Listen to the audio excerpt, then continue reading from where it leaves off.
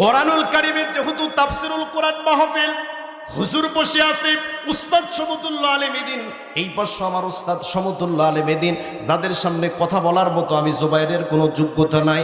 আল্লাহ রাব্বুল আলামিন হয়তো একটু রহম করেছেন বিধায় আপনাদের সামনে দুইটা কথা বলতে পারতেছি। প্রাণের ভাইরা আমার, তাফসিরে মাজাহারির লেখক লিখতেছেন, যদি কোনো মুফাসসির তাফসির করে তাহলে তাকে 5টা নিয়ম মানতে হবে, 5টা রুলস মানতে হবে। নাম্বার 1 হচ্ছে যে সূরা বা আয়াতের তাফসির করবে, ওই সূরা বা আয়াত সুস্পষ্টভাবে এর পরিচয়, এর তেলাওয়াত মানুষকে শোনায়া দিতে হবে। নাম্বার 2 হলো যে সূরা বা আয়াত পড়বে, সূরা বা আয়াতের অনুবাদ মানুষকে শোনায়া দিতে হবে। 3 নাম্বার বলা হচ্ছে মাস্ট বি, যেটা লাগবেই সেটা হলো শানে নজুল।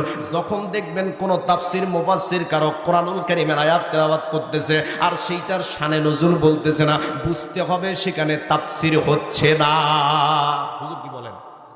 প্রাণের ভাইরা আমার, 3 নাম্বার মাস্ট বি, যেটা লাগবে শানে নজুল।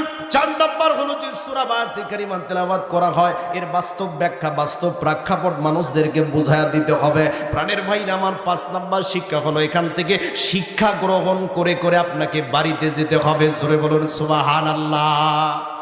আজকে যদি আমি সূরা লাহাবের উপরে কমপক্ষে বেশি নয় 20টা মিনিট যদি আলোচনা করি, আপনারা থাকবেন তো ইনশাআল্লাহ?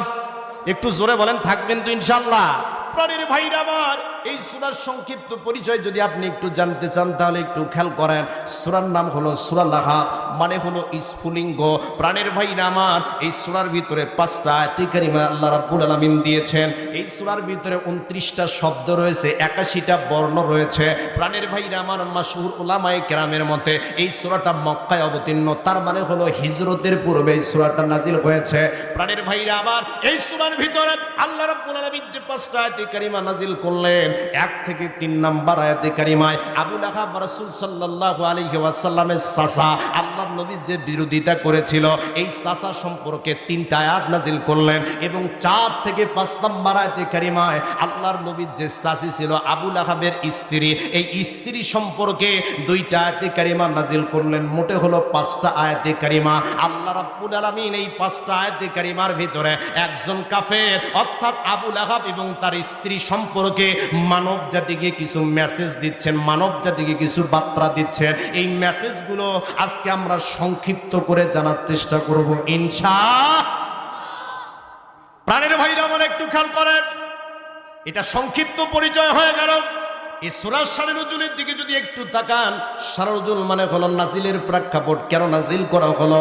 প্রাণের ভাইরা আমার, একটু খেয়াল করেন, আল্লাহর নবীর সাহাবী আব্দুল্লাহ ইবনে আব্বাস রাদিয়াল্লাহু তাআলা আনহু বলতেছেন, আল্লাহর নবী জনাবি মুহাম্মদুর রাসূলুল্লাহ সাল্লাল্লাহু আলাইহি ওয়াসাল্লাম যখন গোপনে মানুষদেরকে দাওয়াত দিতে লাগলেন, গোপনে মানুষদেরকে ইসলামের কথাগুলো বলতেছেন, এমন সময় আল্লাহ রাব্বুল আলামিন আয়াতে কারিমা নাযিল করলেন, ওয়া আনদির আশিরাতাকাল আকরাবিন।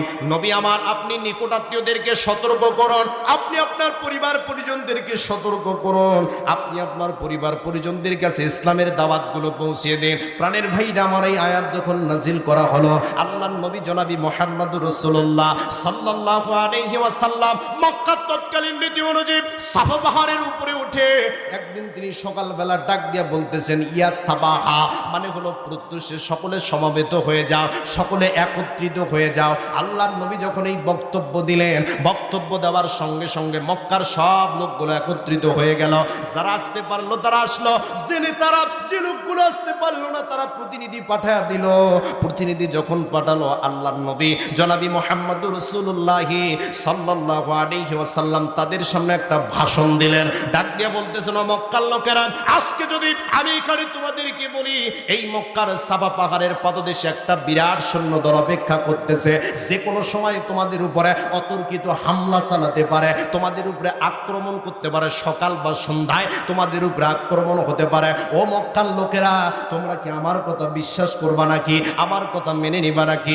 মক্কার সবগুলো লোক এক বাক্যে বলে উঠলো যে অবশ্যই বিশ্বাস করব। কারণ হলো মা জাররাবনা আলাইকা ইল্লা সিদকা, আমরা এতদিন যাবত আপনি মুহাম্মদ সাল্লাল্লাহু আলাইহি ওয়াসাল্লামের কাছ থেকে কোনোদিন কোনো মিথ্যা কথা পাই না। মা জাররাবনা আলাইকা ইল্লা সিদকা, সত্য ব্যতীত আমরা এতদিন আপনার কাছে কিছু পাই। আল্লাহর নবী সত্যবাদী ছিলেন, যার কারণে মক্কার কাফেররা পর্যন্ত আল্লাহর নবীকে আল আমিন বলে ডেকেছিল। সুবহানাল্লাহ পড়েন। আর আজকে তো আমরা দুনিয়ার মানুষ নির্বাচনের সময় একটা বিড়ির কারণে মিথ্যা কথা বলি, কথা বলেন ঠিক কিনা? এই জায়গায় একটা স্টার টান দিয়ে যখন আর একজন আর একটা অফিসে চলে যায়, ও বলে বাবা আমি তো তোমার সাথেই আছি, চিন্তার কোনো কারণ নাই। এখান থেকে যখন আর একখানে চলে যায়, ওখানে যাবার ডাক দিয়ে বলে আমি তো তোমার সাথে আছি, চিন্তার কোনো কারণ নাই। সব লোকের সঙ্গে মন মজায় থাকে। প্রাণের ভাইরা আমার, এই কাজগুলো করা যাবে না, মিথ্যা বলা যাবে না। আমার নবী বিশ্বনবী জনাবি মুহাম্মদ রাসূলুল্লাহ সাল্লাল্লাহু আলাইহি ওয়াসাল্লাম মক্কার লোকদের কাছে তিনি দাওয়াত দিচ্ছেন। যারা দাওয়াত মানতো বা নাও মানতো, তারাও আল্লাহর নবীকে আল আমিন বলে ডেকেছিল, মানে হলো সত্যবাদী। কারণ হলো আল্লাহর নবী ছিলেন আমানতদার। আল্লাহর নবীর কাছে যদি কোনো ব্যক্তি আমানত রাখতো, তিনি তা খেয়ানত করতেন না। আল্লাহর নবী কখনো মিথ্যা কথা বলতেন না। আল্লাহর নবী কখনো মানুষদেরকে ধোঁকা দিতেন না। কথা বলেন ঠিক কিনা? আপনাদের কি খারাপ লাগতেছে? খারাপ লাগতেছে? একটা তাকবীর দেন, লিল্লাহে তাকবীর, লিল্লাহে তাকবীর। প্রাণের ভাইরা আমার, খেয়াল করেন, আল্লাহর নবী বিশ্ব নবী জনাবি মুহাম্মদ রাসূলুল্লাহ সাল্লাল্লাহু আলাইহি সাল্লামকে ডাক দিয়ে বলতেছেন অবশ্যই বিশ্বাস করব। কারণ হলো আমরা এতদিন যাবত আপনার কাছে সত্য ব্যতীত আর কিছু পাই নাই। প্রাণের ভাইরা আমার, এবার আল্লাহর নবী জনাবি মুহাম্মদ রাসূলুল্লাহ সাল্লাল্লাহু আলাইহি ওয়াসাল্লাম ডাক দিয়ে বলতেছেন ফা ইন্নী নাযীরুল লাকা বাইনা ইয়াদা আযাবিন শাদীদ। আল্লাহর নবী বলতেছেন আমি কিয়ামতের পূর্ব মুহূর্ত দিয়া কিয়ামতের প্রাক্কালে আমি তোমাদের নিকট সতর্ককারী রূপে আগমন করেছি। আমি তোমাদেরকে তাওহীদের দাওয়াত দিচ্ছি, তোমাদেরকে কালেমার দাওয়াত দিচ্ছি। আমি তোমাদেরকে এক আল্লাহর কথা বলতেছি, এক আল্লাহর দিকে আহ্বান করতেছি। মূর্তি পূজা করা যাবে না, শিরক করা যাবে না, আল্লাহর সঙ্গে শরীক করা যাবে না। প্রাণের ভাইরা আমার, আল্লাহর নবী জনাবি মুহাম্মদ রাসূলুল্লাহ সাল্লাল্লাহু আলাইহি ওয়াসাল্লাম যখন এই বক্তব্য মানুষদের সামনে উপস্থাপন করলেন, এবার তিনি আবেগময় কণ্ঠে ডাক দিয়ে বলতেছেন ইয়া মা'শারা কুরাইশ আনকিযু আনফুসাকুম মিনান নার। হে কুরাইশ সম্প্রদায়, তোমরা নিজেদেরকে জাহান্নামের আগুন থেকে বাঁচাও। হে বনু আব্দে মানাব, তোমরা নিজেদেরকে জাহান্নামের আগুন থেকে বাঁচাও। হে কাব বিন লুআই, তোমরা নিজেদেরকে জাহান্নামের আগুন থেকে বাঁচাও। আল্লাহর নবী একে একে মক্কার ভিতরে যত গোত্র আছে, মক্কার ভিতরে যত দল আছে, প্রত্যেকটা দলের নাম ধরে ডাক দিয়ে বলতেছেন তোমরা নিজেদেরকে জাহান্নামের আগুন থেকে বাঁচাও। সর্বশেষ আল্লাহর নবী ডাক দিয়ে বলতেছেন ও মুহাম্মদের কন্যা ফাতেমা, তুমিও নিজেকে জাহান্নামের আগুন থেকে বাঁচাও। আমি যদিও তোমার পিতা হয়ে আমার সম্পদ থেকে দুনিয়াতে যা খুশি তুমি নিতে পারো, যদি ঈমান না আনো দুনিয়াতে, কিয়ামতের আদালতে আমি বাবার নবী হওয়ার পরেও তোমাকে আল্লাহর আযাব থেকে বাঁচাতে পারবো না। আল্লাহু আকবার বলেন। প্রাণের ভাইরা আমার, আল্লাহর নবী বক্তব্য দিচ্ছেন, প্রত্যেকটা কওমের নাম ধরে ডাক দিয়ে বলতেছেন জাহান্নামের আগুন থেকে বাঁচো। প্রাণের ভাইরা আমার, জাহান্নামের আগুন থেকে বাঁচার জন্য অন্তরে ঈমান থাকার দরকার আছে না নাই? জোরে বলেন না কেন, আছে না নাই? ঈমান মানে হলো বিশ্বাস, আল্লাহর উপরে বিশ্বাস রাখতে হবে। শুধুমাত্র মুখে বললে হবে না আমি ঈমানদার, সেটা কাজে প্রমাণ করতে হবে। কথা বলেন ঠিক না ভাই? ঠিক। প্রাণের ভাইরা আমার, অন্তরে যদি ঈমান না থাকে আপনি যত কিছুই করেন কাজে আসবে? জোরে বলেন আসবে? প্রাণের ভাইরা আমার, একটা উদাহরণ নেই। একটা লোক বাজারে গিয়েছে, বাজারে যাওয়ার পরে দেখতেছেন সুন্দর করে আম ঝুলে রাখছে, এত সুন্দর আম দেখলেই খাইতে মন চায়। ওই ব্যক্তি মনে মনে যখন খাওয়ার জন্য নিয়াত করেছে, হঠাৎ করে মাথার ভিতর আসছে আল্লাহ, আমের ভিতরে তো ফরমালিন দেওয়া। কথা বলেন ঠিক না ভাই? ঠিক। প্রত্যেকটা ফলের ভিতরে আজকে ফরমালিন দিয়ে ভরা ফেলছে। মনে মনে চিন্তা করতেছে আমের ভিতরে ফরমালিন। এবার বলল কেমনে আম খাবো? এবার লোকটা মনে মনে চিন্তা করলো এই আমটাকে আমি বাড়িতে নিয়ে যাব। বাড়িতে নিয়ে যাওয়ার পরে আর ভিতরে যে একটা আটি আছে, আটি তো বলে আপনাদের দিকে নাকি, আমের ভিতরে যে একটা আটি রয়েছে, এই বীজটা আমি মাটির ভিতরে রোপণ করব। এই বীজ থেকে সুন্দর একটা গাছ জন্মাবে, সেই গাছে আম ধরবে এত সুন্দর সুন্দর, সেই আম আমি খাবো। আশা কিন্তু অনেক দূর। কথা বলেন ঠিক কিনা? বাজারের ভিতরে থেকে আম নিয়ে আসছে, মাটি প্রস্তুত করছে, সার দিছে, পানি দিছে, সব কমপ্লিট। এবার আমটা যখন ওই জায়গার ভিতরে মাটির ভিতরে রাখছে, প্রাণের ভাইরা আমার, মাটির ভিতরে রোপণ করার পর 1 মাস 2 মাস 3 মাস 4 মাস 6 মাস পর্যন্ত পরিচর্যা করে, আমের গাছ তো দূরের কথা, আটি থেকে একটা পাতাও বের হয় না। প্রাণের ভাইরা আমার, এই লোকের তো গেছে মাথা খারাপ হয়ে। চলে গেছেন ভূমি অফিসে। যাবার পরে যে ব্যক্তিটা ওখানে থাকেন ডাক দিয়া বলতেছেন, ও তোমরা তো সুন্দর করে কৃষিকাজ সম্পর্কে জানো। আজকে আমি 6 মাস যাবত মাটির ভিতরে একটা গাছ রোপণ করেছি, আমের আটি রোপণ করেছি। আমি যে এত সার দিচ্ছি, আমি যে এত পানি দিচ্ছি, পরিচর্যা করতেছি, এই পরিচর্যার কি কোনো কমতি আছে নাকি? আমের গাছ তো দূরের কথা, পাতাও দেখা যাচ্ছে না। এবার বললেন ঠিক আছে চলো। যাওয়ার পর যখন সেখান থেকে মাটিগুলো সব তুলে নিয়ে গেল, নিয়ে যাওয়ার পরে ল্যাবরেটরিতে পরীক্ষা করা হলো। পরীক্ষা করার করতে যখন সব পরীক্ষা সম্পূর্ণ হয়ে গেল, যখন রিপোর্টটা হাতের ভিতরে আসছে, এবার ডাক দিয়ে বলতেছেন, ও কৃষক, তুমি যে 6 মাস পরিচর্যা করেছো তার কোনো সমস্যা ছিল না, কোনো কমতি নাই। তোমার যে মাটি এইটারও কোনো কমতি নাই, যে গাছ যে আমটা নিয়েছো ওইটারও কোনো কমতি নাই। ডাক দিয়ে বলতেছেন, তার গাছ হলো না কেন একটু খোলা বলেন। ডাক দিয়ে বলতেছেন, এবার ভূমি অফিসের ওই লোক ডাক দিয়ে বলেন, যে গাছটা হয়নি কারণ হলো এই আটির ভিতরে ছোট্ট একটা অংশ থাকে, নাম হলো অঙ্কুর। এই অঙ্কুরটা উপরে সব ঠিকঠাক, কিন্তু ভেতরের অঙ্কুর পচা। তার মানে কি এই আমের চারা 6 মাস কেন 6 বছর লাগলেও হবে না? কথা বলেন ঠিক কিনা? কারণ হলো আর মূল জিনিস এই পচা। তেমনি ভাবে আজকে দুনিয়ার মানুষ যতই লেকচার দেখ, আমার অন্তরের ভিতরে ইমান আছে, সুফিগিরির ভাব দেখায়, কিন্তু ভেতরের ইমান যদি ঠিক না থাকে, ওই সুফিগিরির ভাব দেখায় আর কোনো লাভ হবে না।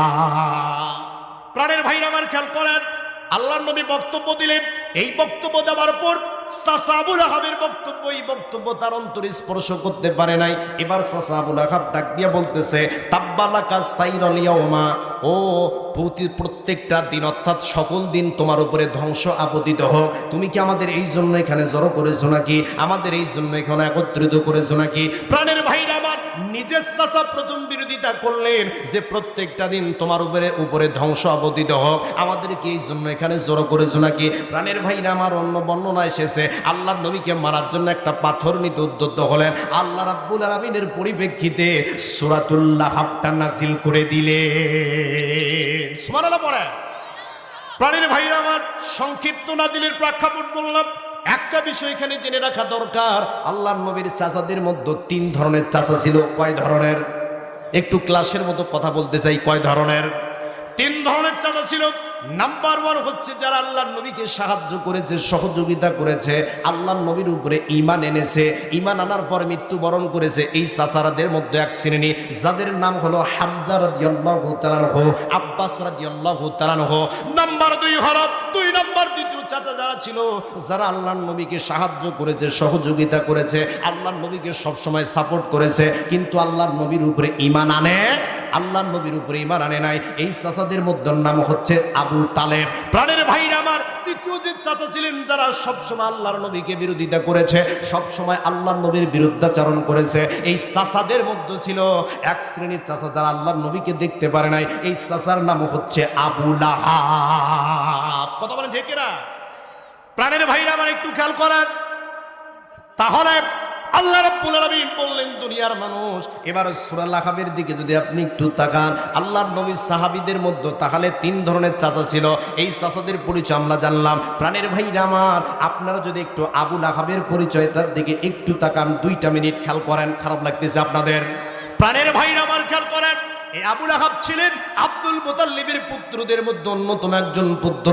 চেহারা সুন্দর হওয়ার কারণে, গৌরবর্ণ হওয়ার কারণে তাকে আবু লাহাব বলা হতো, মানে হলো অগ্নি স্ফুলিঙ্গওয়ালা। তার আসল নাম কোরআনে উল্লেখ করা হয় নাই, কারণ হলো তা ছিল তাওহীদের সঙ্গে সাংঘর্ষিক। প্রাণের ভাইরা আমার, আল্লাহ রাব্বুল আলামিন আবু লাহাব নামটা নাজিল করে দিলেন। এই আবু লাহাব আল্লাহর নবীকে এত ভালোবাসত, আল্লাহর নবীকে এত মহব্বত করত, আল্লাহর নবীর সঙ্গে এত প্রেম ছিল, মহব্বত ছিল। আল্লাহর নবীর যখন জন্মের সংবাদ তিনি শুনতে পেলেন, তখন তার কাছে বলা হলো যে আপনার মৃত্যু ভাই আব্দুল্লাহর বংশ রক্ষা পেয়েছে, আপনার একটা ভাতিজা জন্মগ্রহণ করেছে। প্রাণের ভাইরা আমার, এই ঘটনা শোনার পর তিনি আনন্দে আত্মহারা হয়ে মক্কার সব লোকদেরকে ডাক দিয়া বলতেছেন, ও মক্কার লোকেরা, শুনে নাও, শুনে নাও, আমার যে মৃত্যু ভাই আব্দুল্লাহর বংশ রক্ষা পেয়েছে, আমার ভাতিজা হয়েছে। এবং এই সংবাদটা প্রথম যিনি তাদেরকে দিয়েছিলেন, প্রথম যে ব্যক্তিটা দিয়েছিল, এই ব্যক্তিটার নাম হচ্ছে দাসী সোয়াইবা। এই সুন্দর খুশির সংবাদ দেওয়ার কারণে তিনি তাকে মুক্ত করে দিলেন। সুবহানাল্লাহ পড়েন। প্রাণের ভাইরা আমার, একটু চাপে চাপে আসেন, পেছনে লোক বসে বসে জিকির করেন, লা ইলাহা। একটু চাপে আসেন, জোরে লা ইলাহা, জোরে লা ইলাহা, যে লোকগুলো দাঁড়ায় আছেন বসে যান। লা ইলাহা ইল্লাল্লাহু মুহাম্মাদুর রাসূলুল্লাহ সাল্লাল্লাহু। প্রাণের ভাইরা আমার খেয়াল করেন, সংক্ষিপ্ত আলোচনা। এবার যখন আল্লাহর নবী জনাবি মুহাম্মদুর রাসূলুল্লাহ সাল্লাল্লাহু আলাইহি ওয়াসাল্লামের এই চাচা এত ভালোবাসতো, শুধুমাত্র তাই নয়, মক্কার নবুয়ত পূর্বকালে আল্লাহর নবীর যে চাচা ছিল, এই চাচার চেয়ে দুইটা পুত্র ছিল, নাম হলো উতবা এবং উতাইবা। এই উতবা এবং উতাইবার সঙ্গে আল্লাহর নবীর দুইজন কন্যা উম্মে কুলসুম এবং রুকাইয়ার নবুয়ত পূর্বকালে বিবাহ হয়েছিল। কিন্তু আল্লাহর নবী যখন নবুয়তের দাওয়াত দিলেন, ইসলামের কথা বললেন, কোরআনের কথা বললেন, এই চাচাই হয়ে গেল আল্লাহর নবীর প্রধান শত্রু। যখনই আপনি মানুষদেরকে উচিত কথা বলবেন, যখনই আপনি মানুষদেরকে হক কথা বলবেন, ওই মানুষ আপনাকে পছন্দ করবে না, আপনাকে ভালোবাসবে না। প্রাণের ভাইরা আমার সংক্ষিপ্ত করে বলতেছে, এবার যদি একটু আয়াতের দিকে আপনি তাকান, আল্লাহ রাব্বুল আলামিন বলছেন তাব্বাত ইয়াদা আবি লাহাবিন ওয়া তাব, ধ্বংস হোক আবু লাহাবের দুইটা হাত এবং ধ্বংস হোক সে নিজে। আল্লাহ রাব্বুল আলামিন এখানে দুই হাত দ্বারা উদ্দেশ্য হলো, এখানে দুইটা হাত বলার উদ্দেশ্য হচ্ছে মানুষ সাধারণত দুই হাত দ্বারা সব কাজ কর্মগুলো করে। প্রাণের ভাইরা আমার আরবি অভিধানের ভিতরে একটা বস্তুর মূল বস্তুকে দ্বারা, একটা বস্তুর মূল বস্তুর আংশিক বস্তু দ্বারা মূল বস্তুটাকে বোঝানো হয়। তার মানে হলো দুইটা হাত দ্বারা পুরা আবু লাহাবকে রাব্বুল আলামিন টার্গেট করেছেন, পুরা আবু লাহাবকে উদ্দেশ্য করেছেন। আল্লাহ রাব্বুল আলামিন ডাক দিয়ে বলেছেন, আমার নবীকে যখন বলেছিল তাব্বালাকা, তোমার উপরে ধ্বংস হোক, মনে আছে তো আপনাদের? ওই সাফা পাহাড়ের চূড়ায় বক্তব্য দেওয়ার সময় আবু লাহাব বলেছিল তাব্বালাকা, তোমার ধ্বংস হোক। আল্লাহ রাব্বুল আলামিন ওই বক্তব্য ফিরাইয়া দিলেন। আল্লাহ রাব্বুল আলামিন বলছেন তাব্বাত ইয়াদা আবি লাহাবি ওয়া তাব, ধ্বংস হোক আবু লাহাবের দুইটা হাত এবং ধ্বংস হোক সে যে। প্রাণের ভাইরা আমার, এর পরিণতি, আবু লাহাবের পরিণতির যদি দিকে একটু তাকান, প্রাণের ভাইরা আমার একটু খেয়াল করেন, এই আবু লাহাব বদর যুদ্ধের যখন পরাজয়ের সংবাদ মক্কাতে পৌঁছালো, মক্কাতে পৌঁছানোর পরে এই আবু লাহাব যখন এই মক্কার বদর যুদ্ধের পরাজয়ের সংবাদ শুনলেন, প্রাণের ভাইরা আমার, এই পরাজয়ের সংবাদ সপ্তাহখানেক পরে তার শরীরের ভিতরে গুটি বসন্ত দেখা দিল। এমন একটা রোগ, সোয়াসে রোগ, একজনের শরীর থেকে আরেকজনের শরীরে যায়। গত যে করোনা ভাইরাস ছিল, কথা বলেন ঠিক না ঠিক? এই করোনা ভাইরাস একজনের শরীর থেকে নাকি আরেকজনের শরীরে যায়, তেমনি গুটি বসন্ত রোগ দেখা দিল। তার স্ত্রী চলে গেল, সন্তান চলে গেল। প্রাণের ভাইরা আমার, শুধুমাত্র তাই নয়, মৃত্যুর 3 দিন পরে লাশে পচন ধরে গেছে, কিন্তু লাশকে কেউ টানে না। প্রাণের ভাইরা আমার, এই 3 দিন পরে যখন লাশে পচন ধরে গেল, তার 2 পুত্র উতবা এবং উতাইবা মক্কার একজন লোকের সহায়তা নিয়ে ওই লাশটাকে উচ্চভূমিতে নিয়ে গেছে। নিয়ে যাবার পরে লাশটাকে লাঠি দিয়ে যখন ফেলে দিয়ে উপরে পাথর চাপা দিয়ে পরিপূর্ণ করে দিল। তার মানে হলো, যতই ক্ষমতা থাক না কেন, যতই সুন্দর চেহারা হোক না কেন, যদি আল্লাহর নবী ইসলাম এবং কোরআনের বিরুদ্ধে কথাবার্তা বলে, ইসলামের বিরুদ্ধে অবস্থান করে, আল্লাহ রাব্বুল আলামিন প্রত্যেকটা জাতিকে, প্রত্যেকটা সময়ে, প্রত্যেকটা নেতাকে এমন ভাবে অপমান আর অপদস্থ করবে। আজকে স্বাধীনতার বয়স পেরিয়ে 54 বছরে আমরা পা দিয়েছি। প্রাণের ভাইরা আমার, আজকে কত ক্ষমতার নেতা দেখলাম, একটু খেয়াল করেন, আলোচনায় যাচ্ছি। নাম্বার 2 হচ্ছে সংক্ষিপ্ত তাফসীর, সময় নাই। মা আগনা আনহু মালুহু ওয়া মা কাসাব, কোনো কাজে আসে নাই তার মাল সম্পদ, যা সে উপার্জন করেছে, যা সে উপার্জন করেছে, নিজে উপার্জন করেছে, বাবার কাছ থেকে যে সম্পত্তি পেয়েছে, এই সম্পত্তি তার কোনো উপকার করতে পারে নাই। ইবনে আব্বাস বলতেছেন, ওমা কাসাবা শব্দের অর্থ দ্বারা হলো সন্তান সন্ততি। আল্লাহর নবী যখন মানুষদেরকে কিয়ামতের কথাগুলো বলছিলেন, আল্লাহর নবী যখন মানুষদেরকে আযাবের ভয় দেখাচ্ছিলেন, এই আবু লাহাব বুক ভরে বলেছিল যে আমার ভাতিজার কথা যদি সঠিকও হয়, তারপরও আমি কিয়ামতের আদালতে আমার ধন সম্পদ এবং টাকা পয়সা দ্বারা আমি পার পেয়ে যাব। আল্লাহ রাব্বুল আলামিন বললেন, মা আগনা আনহু মালুহু ওয়া মা কাসাব, এই ধন সম্পদ আর টাকা পয়সা আবু লাহাবের কোনো কাজে আসে না।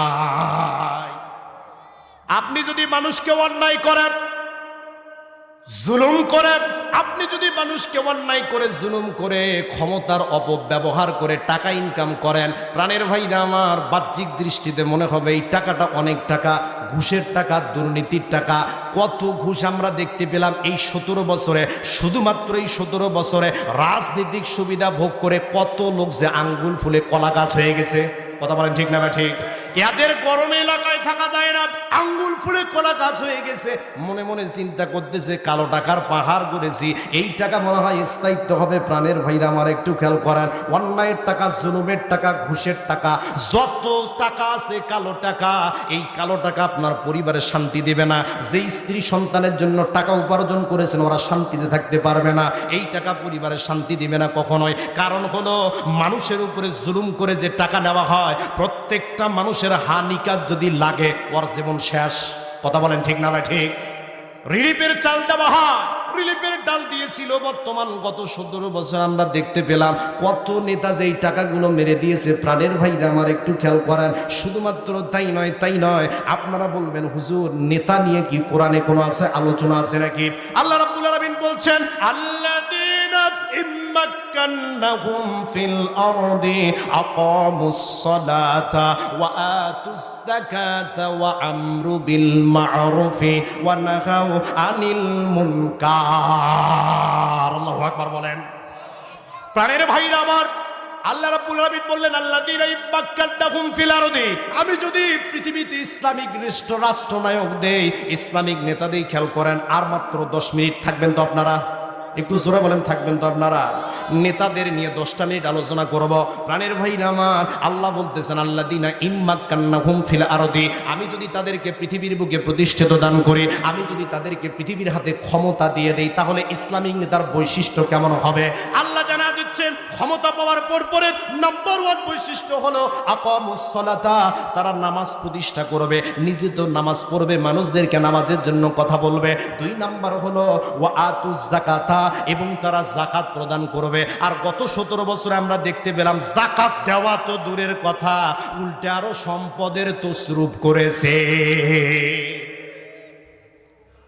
একটা পদ্মা সেতুর নাম করে এখন বর্তমান খবরে দেখলাম আমাদের গত সরকার একটা পদ্মা সেতুর নাম করে যত টাকা ইনকাম করেছে, যত টাকা বাহিরে পাচার করেছে, একটা পদ্মা সেতুর টাকা দিয়ে বর্তমানে 3টা পদ্মা সেতু হতো। কথা বলেন ঠিক না ভাই ঠিক? ওরা করলো দুর্নীতি, কষ্ট করা লাগে আমাদের, কথা বলেন না কেন? ওরা দুর্নীতি করে বাহিরের দেশে টাকা পাচার করেছে, আর বর্তমানে সাধারণ জনগণ, এই জনগণগুলো নিত্য প্রয়োজনীয় দ্রব্যগুলো বেশি দামে কেনা লাগে। প্রাণের ভাইরা আমার একটু খেয়াল করেন, আজকে 54 আর 55 বছরে বাংলাদেশে রাজনীতিতে চুরি কমলো না, ডাকাতি কমলো না। আমি তো মনে করি একটা চোরকে যদি, শুধুমাত্র একটা মাত্র চোরকে যদি চুরি প্রমাণিত হওয়ার পর, সে যতই বড় এমপি হোক না কেন, মন্ত্রী হোক না কেন, যত বড় লিডার হোক না কেন, নেতা হোক না কেন, এই লিডার আর নেতাকে যদি বাইতুল মুকাররমের সামনে নিয়ে গিয়ে ইসলামিক রাষ্ট্র মতো, ইসলামিক বিধান মতো চুরি প্রমাণিত হওয়ার পর হাত 2টা কেটে দেওয়া হতো, বাংলাদেশে চুরি বন্ধ করতে, বাংলাদেশে দুর্নীতি বন্ধ করতে 55 বছর লাগতো না। 55 মিনিটে সারা বাংলাদেশে চুরি আর দুর্নীতি বন্ধ হয়ে যেত। কথা বলেন না কেন আপনারা? খারাপ লাগতেছে আপনাদের? আমরা কি কারো বিরুদ্ধে আলোচনা করতেছি? কথা বলেন ঠিক কিনা? বিরুদ্ধে আলোচনা করতেছি। প্রাণের ভাইরা আমার, চুরি বন্ধ করতে 55 বছর লাগতো না, 55 মিনিটে সারা বাংলাদেশে বন্ধ হয়ে যেত যদি ইসলামিক রাষ্ট্র মানত। কথা বলেন ঠিক না ভাই ঠিক? নাম্বার 3 বৈশিষ্ট্য হলো কোরআনের, আল্লাহ রাব্বুল আলামিন বলছেন ওয়া আমরু বিল মা'রুফি, তারা মানুষকে ভালো কাজের নির্দেশ দিবে, ওয়া নাহাউ আনিল মুনকার, এবং মানুষকে অন্যায় অশ্লীল কাজ থেকে বিরত রাখার চেষ্টা করবে। প্রাণের ভাইরা আমার, কিন্তু আমরা দেখতে পাই এই নেতাগুলো বাংলাদেশের টাকাগুলো মেরে মেরে আজকে বাহিরের দেশে চলে গিয়েছে। প্রাণের ভাইরা আমার, এত নেতা, কিন্তু 5ই আগস্টের পরে কোন নেতাকে আর হারিকেন দিয়ে খুঁজে পাওয়া যায় না। কথা বলেন ঠিক কিনা? এলাকার এমপি সাহেব পালিয়ে বেড়াচ্ছো কেন? এলাকার নেতা সাহেব পালিয়ে বেড়াচ্ছো কেন? শুনেছি দুদুকের খাতায় তোমার নাম, হায়রে শুনেছি দুদুকের খাতায় তোমার নাম। আগে কি সুন্দর দিন কাটাইতাম আমরা, আগে কি সুন্দর দিন কাটাইতাম। নেতা বলতেছে বর্ষাকাল আইতো কি যে ভালো লাগতো, রিলিফের মাল পাইয়া আনন্দ করতাম। বর্ষাকাল আইতো কি যে ভালো লাগতো, রিলিফের মাল পাইয়া আনন্দ করতাম। কিছু মাল বিলায়া ভিডিও করিয়া, কিছু মাল বিলায়া ভিডিও করিয়া, বাকি মাল দিয়া আমার গুদাম ভরাইতাম, হায়রে বাকি মাল দিয়া আমার পেটটা ভরাইতাম। আগে কি সুন্দর দিন কাটাইতাম আমরা, আগে কি সুন্দর দিন কাটাইতাম। ঠিক জোরে বলেন ঠিক? ভোট আসে ভোট যায়, বছরটা বদলায়, আমি সরকার ঠিকই থাকি হায়। ভোট আসে ভোট যায়, বছরটা বদলায়, আমি এমপি সাহেব ঠিকই থাকি হায়। ভোটেছে দল বড়, দলেছে পেট বড়, ভোটেছে দল বড়, দলেছে পেট বড়, তাই তো এ দল ও দল ডিগবাজি খাইতাম হায় রে, তাই তো এ দল ও দল ডিগবাজি খাইতাম। আগে কি সুন্দর দিন কাটাইতাম আমরা, আগে কি সুন্দর দিন কাটাইতাম। নারে তাকবীর, লিল্লাহে তাকবীর। আল কোরআনের আলো, এর দ্বিতীয় বক্তার আগমন। মাহফিলের পক্ষ থেকে, জোরে বলেন, মাহফিলের পক্ষ থেকে। প্রাণের ভাইরা আমার একটু খেয়াল করে না 2 মিনিট, তাহলে মা আগনানহু মালুহু ওমা কাসাব, তার সন্তান সন্ততি সম্পদ কোনো কাজে আসলো না। সাইয়াসলা নারং যাতাল্লাহ খাবিউ, আল্লাহ বলতেছেন 70 সে প্রবেশ করবে জাহান্নামের লেলিহান অগ্নিতে। প্রাণের ভাইরা আমার যুগে যুগে যারা ইসলামের বিপক্ষে, কোরআনের বিপক্ষে অবস্থান নিয়েছে, যত বড় নেতাই হোক না কেন, আর যত বড় লিডারে হোক না, আমার দিকে তাকান, বক্তাকে তো দেখবেন, যত বড় নেতা হোক না কেন, যত বড় লিডার হোক না কেন, যুগে যুগে যারা ইসলাম কোরআন আল্লাহ নবীর বিরুদ্ধে দাঁড়িয়েছে, প্রত্যেকটাকে আল্লাহ রাব্বুল আলামিন অটোমেটিক সাইজ করে দিয়েছে। প্রাণের ভাইরা আমার আলোচনায় ছিলাম সূরা আল-আহজাবের 3টা আয়াতের আলোচনা করেছি, তার মধ্যে দ্বিতীয় বক্তা চলে আসছে। নিয়ম হলো দ্বিতীয় বক্তা যখন চলে আসবে, প্রধান বক্তা অর্থাৎ তৃতীয় বক্তার আলোচনা স্টপ। কথা বলেন ঠিক কিনা? প্রাণের ভাইরা আমার, আমি আর আলোচনা করলাম না, 2টা ভাগ ছিল আয়াতের, মনে আছে তো আপনাদের? একটু শিক্ষা নেন কি কি আলোচনা করলাম। যে শিক্ষাটা নেবেন সেইটা হলো সূরা লাহাব থেকে আলোচনা করেছি। লাহাব মানে হলো স্ফুলিঙ্গ, কথা বলেন ঠিক কিনা? একটু সামারাইজ করে দিচ্ছি। লাহাব মানে হলো স্ফুলিঙ্গ। আয়াতের ভিতরে 5টা আয়াত রয়েছে, 29টা শব্দ, 81টা বর্ণ। তাফসীর অনুযায়ী আলোচনা করতেছিলাম। আলোচনার ভিতরে মূল যদি ভুল ভ্রান্তি মনে কোনো কষ্ট পেয়ে থাকেন, আপনারা আমাকে ক্ষমা সুন্দর দৃষ্টিতে দেখবেন এবং আমার জন্য সবাই দোয়া করবেন। আমি আপনাদের এলাকারই সন্তান, আমার বাড়ি হচ্ছে পাশেই সিংড়িয়াতে, কিন্তু আমি এখানে থাকি না, এই হিসেবে উদয়খালীর মানুষদের সঙ্গে আমার কোনো পরিচয়